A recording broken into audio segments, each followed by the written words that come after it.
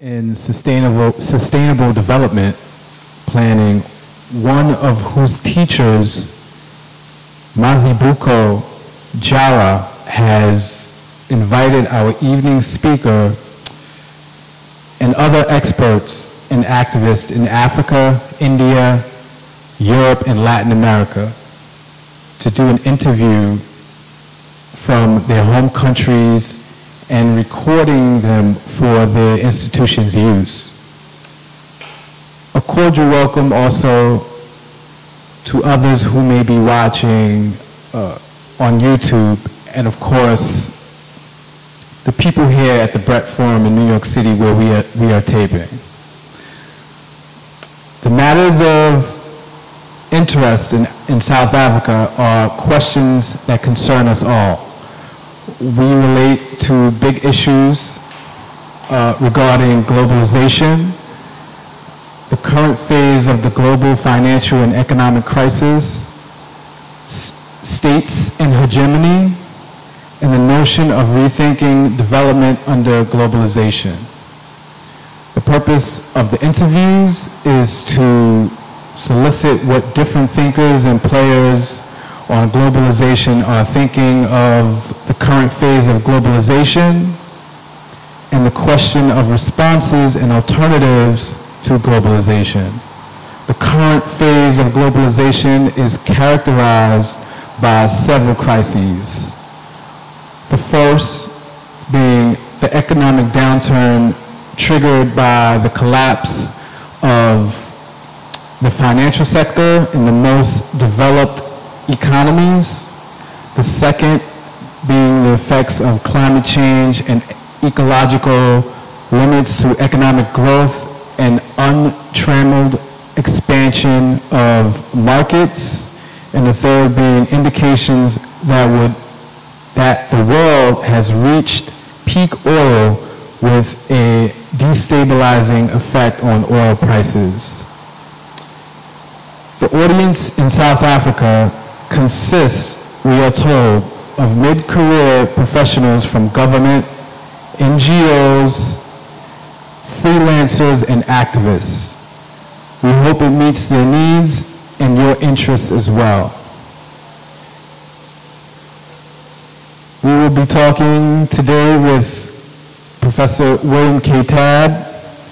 Bill has been a professor of economics, political science, and sociology at the Graduate Center for the City University of New York and professor of economics at Queens College.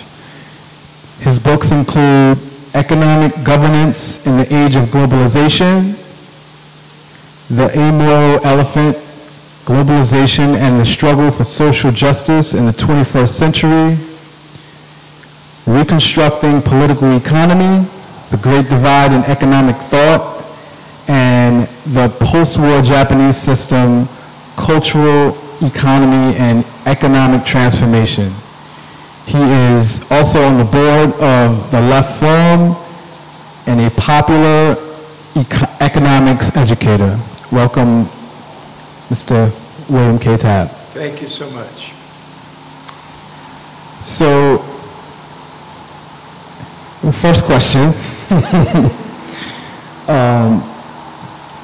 what is the current phase of capitalist globalization in 2009? What characterizes globalization and what are its main features? Okay, thank you, and hello to friends in South Africa and others who are joining us. Globalization has been defined many ways and in many senses, but it's basically that what happens other places in the world affect you much more directly than they did before. That what's foreign is now part of your life. Production is no longer in one country as we had international trade. Now we have global commodity chains in which parts of production take place in different places, and the world has become much more interdependent, that workers in one country have to deal with employers from around the world where foreign investment has become more important. And while in third world countries who have suffered colonialism and imperialism, they have always thought of themselves as part of the world system for those reasons, the people of the rich countries, and especially the working class of rich countries, is now competing with workers from around the world in a way that they never did before. Financialization and neoliberalism and privatization are other aspects of this period of globalization. We can say the current period of globalization began roughly in 1980. We wouldn't want to draw too fine a line. The end of the Bretton Woods system could be another line, the end of the Vietnam War, the election of Thatcher and Reagan. There are a lot of milestones which signal the change from the social structure of accumulation of the post-war period, which we call national Keynesianism, where governments had more control and there were more corporatist cooperation between labor, capital, and government, to this more free, so-called free enterprise, market-driven kind of global economy. Financialization is the growing importance of banks and other financial institutions. In the United States, the financial sector received about 10% of the profits of all corporations in the 1950s, 1960s. At the peak in 2006, the financial sector was accruing over 40% of all the profits of all the corporations. Tremendous growth in the importance of finance and of financial incentives, where corporations that presumably had nothing to do with finance had to maximize short-term profits because if not, their management would be thrown out and others who would maximize short-term profits would take over. Debt has increased very dramatically. We've seen a number of economic bubbles now in this period of globalization, where assets are bid up, debt relations get out of control, followed by economic collapse. So globalization has been characterized by this growing interdependence, and that interdependence has brought problems for working people. The share of total output that goes to workers has gone down in 3/4 of the countries in the world in the last 10, 12 years, while the share going to capital has increased because globalization.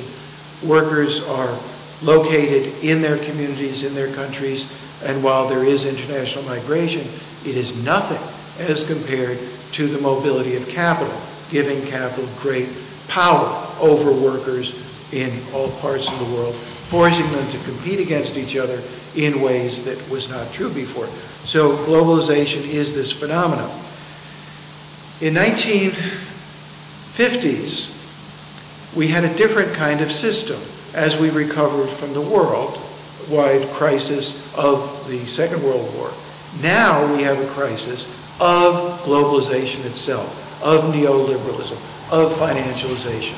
Beginning roughly December 2007, here in the United States, the banks basically self-destructed. And so the characterization of globalization has changed over the last several years. It has changed in terms of the relation of developing economies to the economies of the core in places like the World Trade Organization, where the developing countries have gotten together, organized, and have resisted the demands of the richer countries to have a trade and financial regime that serves the rich at the expense of people in the developing countries. The developing countries have said no, and so WTO negotiations basically have stopped because the developing countries refuse to make more concessions.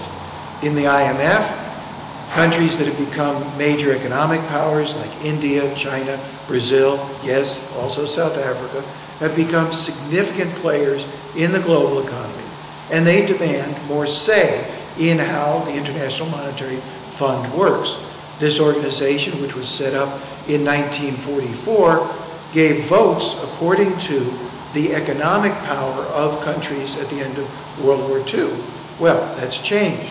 The U.S. is no longer the hegemonic power it was, still the strongest economy presumably in the world, but it's being challenged, and many of the so-called peripheral countries have become more systematically important.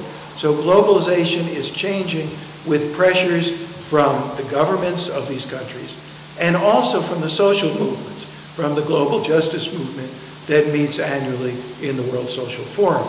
So with the crisis that we now have, the financial crisis, we're seeing a disillusionment with Anglo-American style capitalism, and this too is changing the nature of globalization. So we have a somewhat different situation as this is developing. And what has led us to this phase? Well, if we look at the economy at the end of World War II, the United States was basically half of the world economy. Europe had been devastated, Japan defeated in war, and the United States was a very strong, dominant power. What are now emerging markets were, for the most part, developing economies. They were colonial economies then, under the control of the European colonial powers. With independence, and in other countries with internal changes, like the end of apartheid, we have seen other social forces becoming more important. We've also seen a deindustrialization in the United States, a loss of industrial jobs, a weakening of trade unions, and this is also true to a significant extent in Europe and Japan. So that the current phase is one of over-accumulation, where capital is accumulating in the hands of a global elite and is not being reinvested, and wages are suffering, public services are suffering, tax collections are suffering, as corporations are finding ways through tax havens and other methods to avoid contributing. This has meant that the current phase is a phase of crisis. Adding to that is, of course, the environmental crisis, global warming, and the realization that even if the United States could continue to borrow huge amounts and consume beyond its means, and others were to try and copy the American standard of living, the planet could just not sustain this mode of development, this wasteful form of consumption. And so that we have a number of crises coming together in this period. And so how will this current phase affect the United States? In the United States, it has been devastating for working people that the most recent Bureau of Labor U.S. government Bureau of Labor Statistics figures show that there was a loss of 525,000 jobs last month. 500,000 people lost their jobs. It was a little better than the previous month, where 539,000 people lost their jobs. Millions and millions of people, now approaching 3 million people, have lost their jobs. Millions of people have lost their homes. And there has been tremendous suffering. The official unemployment rate is now 9.4% of our labor force, but a lot of people are not counted as in the labor force. They've given up looking for work. They're involuntary, working part-time, but they need full-time work. They want full-time work. So if you count these folks, the underemployment rate this month is coming on 20%, 1 of every 5 American workers with tremendous employment and income problems. 1 out of 9 Americans is on food stamps. They get benefits from the government so they can buy food to feed themselves and their families. So tremendous suffering. The unemployment rate is actually not the best measure even of this, because so many workers have had to give back their benefits, their retirement funds, their health care. They've taken lower wages to keep their jobs. These are major problems for Americans. The AARP, which is an organization of people over 55 years old, did a national survey in which they asked people who are age 55 to 64, that is people in the labor force years, what was happening to them. And this poll was done last month, and they found that 19% of these people had been forced to take a pay cut in the last 12 months, so that you're seeing tremendous attack on working class living standards. 24% of them had lost their health care benefits completely or had their health care reduced, 24%. These are major suffering being imposed. 12% had to take unpaid furloughs. They had to work or not come to work but not get paid, lowering their income. Again, that 24% of them had their retirement plans either cut or diminished by their employers. So it is not just the unemployment rate, but in our country, this crisis has spread very serious suffering. In addition to that, as state governments lay off municipal workers, there are fewer public services, the schools are overcrowded, the streets are dirty, prisoners are being let out of prisons because the states can't afford to jail them and so on. So it is a major change.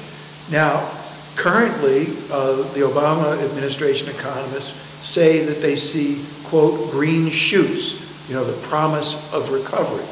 This is possibly right, but the recovery will be for the banks and for the more powerful economic interests. Unemployment will increase even if recovery were to begin for the banks and so on now, because unemployment doesn't grow till a recovery is well underway. It has to be growing 3-4% before you start seeing change. And that's not going to happen.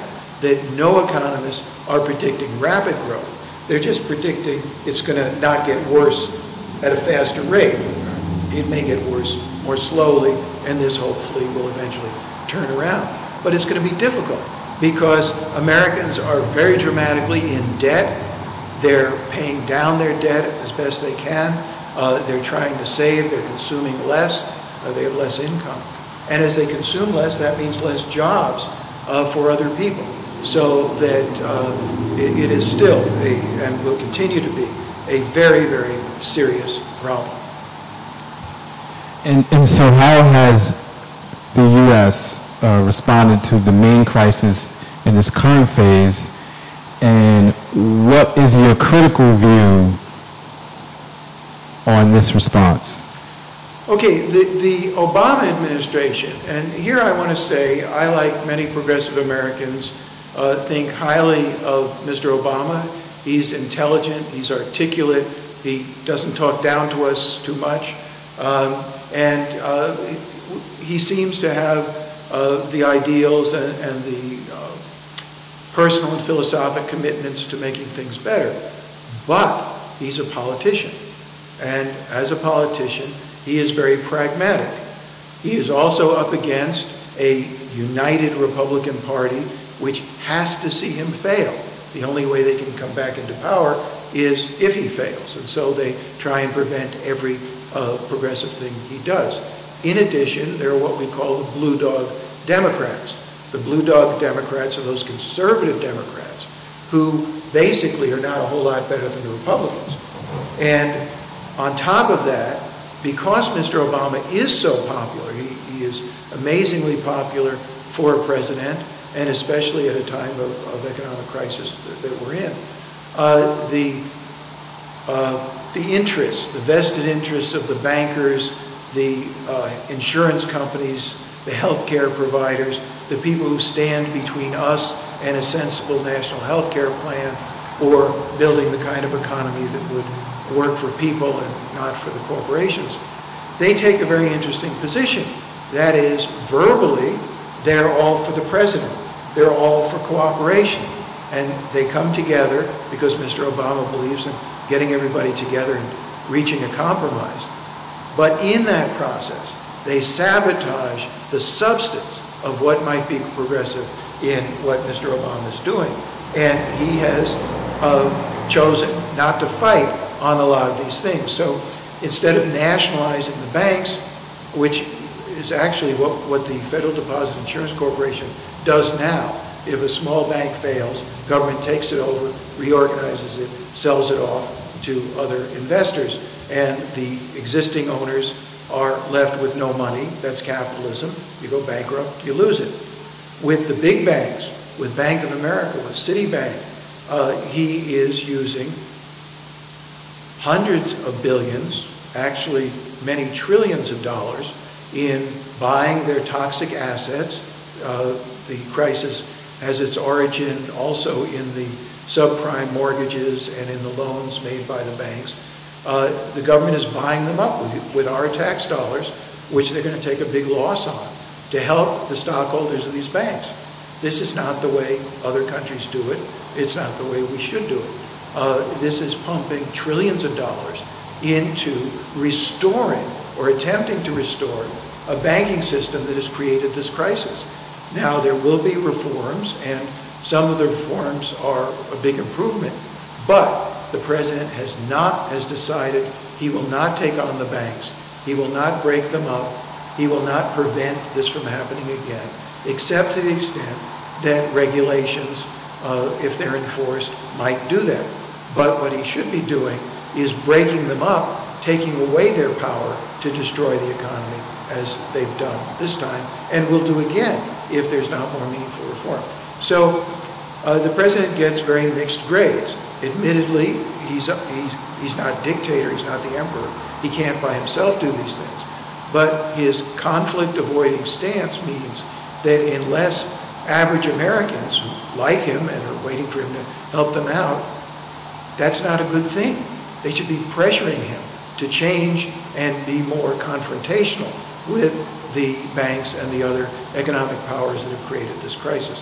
So I am critical of the administration for not being more forceful and not getting out in front, trying to count on his support in the country, mobilizing that support to confront the people who stand between us and the change we need.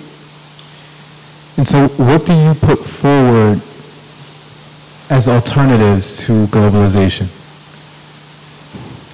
Okay, I do not object to globalization if it is globalization that is democratic, that is based on solidarity of people from different parts of the world, sharing and working together, helping each other. But I do object to corporate globalization of the sort I've described. So the kind of globalization we would need, and I do think we need to think internationally. We need to think globally, as the movement says, think globally, act locally. But while we're acting locally, defending our rights, trying to bring more progressive laws and regulations and better services and all the rest of it, we really have to think globally because capital is global. And if you look at the banks, they need to be regulated globally. There need to be very careful records kept of all transactions on both sides of the transaction so that we see where money is moving. This is something the Brazilians do. They do it locally within Brazil. Any financial transaction, the government can have access to and has records of where the money came from, where it went. That avoids a lot of problems. The Brazilians came to it after many economic crises in which they realized unless they could control capital movements, unless they could stop people avoiding taxes and so on, they were going to be in real trouble as they had been. So we're going to need that. We're going to need taxation at the global level. That is to say, transnational corporations need to be taxed by a global tax agency. The taxes have to be redistributed on a formula, so some of it goes to the countries where they produce their goods, some of it goes to the countries where they sell their goods, and a third part is redistributional and goes to meet the needs of poor people around the world, so that the tax system would increase its revenue, would go to the country, so the U.S. would get far more from corporations than we get now. South Africa would as well. And the third part would bring up the standard of living, aiming directly at the standard of living of people, and not subsidizing dictators, but subsidizing programs people need. This would be good for folks that are having a hard time surviving. And it would also be good for world peace, because so much of the civil wars and the strife and the struggle basically has its origin in poverty and desperate people fighting over limited resources. So globalization has to have these elements of controlling the corporations. There have to be thought given to not only global warming and plans to reduce carbon emissions, but to fuels. In the questions we were asked by our friends in South Africa, the question of peak oil has been a major issue for a long time. And the US government has generally denied that we're approaching peak oil. This year, for the first time, the Department of Energy's research wing is predicting the peaking of oil production by 2030 and a lower production of oil coming out of the ground, liquid oil, and the need for alternative energy sources. In a very few years, China will pass the United States as using more energy than the United States does. They've already this year passed us as the country polluting the environment in #1 place. The United States, who had that place so long, is now #2. So as not only China, but India, Brazil, Indonesia, other countries consume more, there's going to have to be real thought to a different pattern of consumption, a way of finding alternative energy, sharing those, and not fighting over the limited oil with wars of choice in countries that have oil. There will also be struggles over water.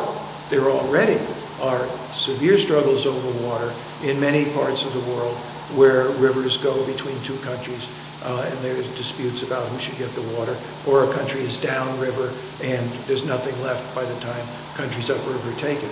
There will be water wars the same way we have wars for other resources. And so these are all things that we need a different globalization.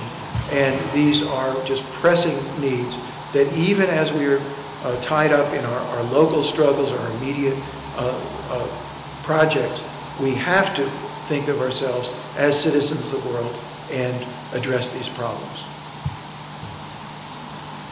How do we get these alternatives? Well, let me speak about the United States a little bit first and then say a few words about South Africa. As I say, President Obama is a decent man and he believes in good things, but his priorities, the priorities that the economists he's brought into his administration, are the priorities of Wall Street. And that is not right, and that is costing us a lot. It's costing us a lot because the money that the financial institutions are taking leaves far less for everything else. And while it is true Obama inherited a huge deficit from Mr. Bush, and really most of this year's deficit is from Bush. It's not from Obama's programs. It's not even from the recession. The deficit that Bush's programs left us with a larger part of this year's deficit than the recession has. I mean, it's quite amazing. Bush's wars, his tax cuts for the rich, and his other programs have devastated the fiscal situation. So that now Mr. Obama comes in, he has decided to continue many of Mr. Bush's bad policies. For example, Bush lowered taxes on the very wealthy, changed the inheritance tax rules, and rather than saying those are wrong, we're going to repeal them, and we're going to use the money for the needs of the country, Obama has accepted and has allowed those to continue. He's done that to avoid fights with the Republicans and the conservatives, but we're paying a cost for that. So the main message is that a president who inspires, but who also cools out the justified anger of the citizenry, is not doing us a favor. It is the outrage and the mobilization of ordinary angry people who understand what's going on and want to change it that pushes government, pushes the leaders to change. Now, if we had a more conservative president, somebody we thought was terrible, there would be huge demonstrations. The Democrats would have backbone. They'd attack the guy. They'd say, we need all these things. But with Obama being moderate, it has prevented a number of progressive changes. So the way we need to get change is that while many of Mr. Obama's proposals are a good start, and we do need to give him credit for that, they are not nearly enough. That the tax burden must be changed, the corporations must be confronted, and the movements, instead of just saying, yes, Obama, we're with you, go ahead and do it, have to pressure him. There's famous stories when the labor leaders during the Great Depression and the New Deal went to see Mr. Roosevelt. They said, you know, you've got to do this and this. And Mr. Roosevelt, Franklin Delano Roosevelt, said, I might agree with you, but you go out and convince me. That is, make the kind of public pressure that forces me to do it. The leaders of the Black freedom struggle, A. Philip Randolph and others, went to the White House. And they said, Mr. President, you've got to do stuff. And the president said, I can't. I depend on the Dixiecrats, the Southern racist politicians. Otherwise, I don't have a majority. I really can't help you. And A. Philip Randolph said, how about we march on Washington? And the president said, what? Yeah, you know, me and a few million of my black friends and our white allies, and tell you should do it. And Mr. Roosevelt said, well, maybe we can work something out here. He didn't want to be embarrassed by that kind of demonstration. So that's how progress takes place. Now, in South Africa, Mr. Mbeki was not popular with the masses of the people because he seemed both aloof, I think, and more concerned with the elite than with ordinary black South Africans and others who were not among the rich. That the end of apartheid did not bring many changes. And one of Mr. Mandela's mistakes, I think, was while he negotiated political change in South Africa, he allowed Mbeki to negotiate the economics. And what we now see in South Africa is this economic stranglehold of the same powers that control making a little bit of room for be-like black empowerment of a small number of blacks to join the elite. We are not seeing the kind of changes that will make a difference in the lives of the majority of South Africans. And so that you now have a situation with a more popular president, but not one who is going to move very far from these policies unless he is pushed. And so that in South Africa, as in the United States, and as in countries around the world, the way we're going to see change is when ordinary people go out and make it.